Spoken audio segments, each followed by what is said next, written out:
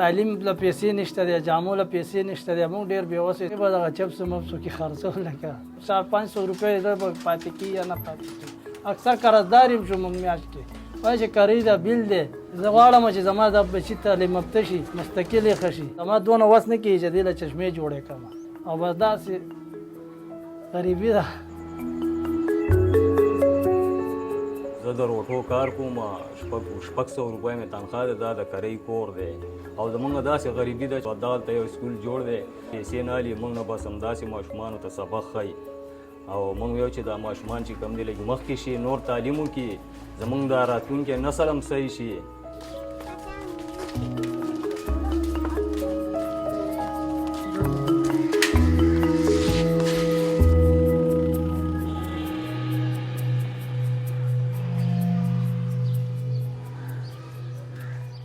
ज़ाहिरी बात है अफ़गानिस्तान में बच्चियों के तालीम के आगे कुछ रुकावटें और कुछ मुश्किलात पैदा हो चुकी हैं, तो ज़्यादा ख़ानदान वो अफ़गानिस्तान छोड़ चुके हैं और इसी तरीके से पाकिस्तान आए हैं ताकि उनकी बच्चियां तालीम की ज़ेवर से महरूम ना हो।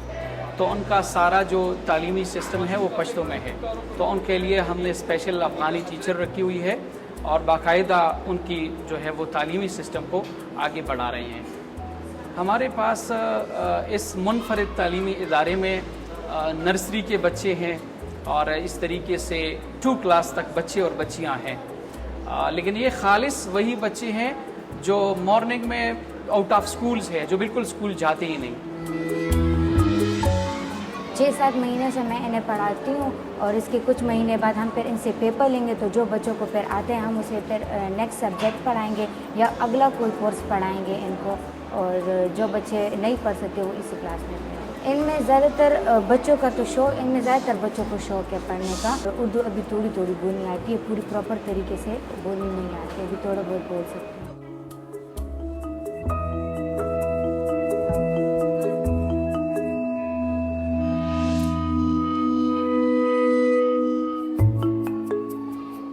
हम इन बच्चों से कोई फ़ीस नहीं लेते।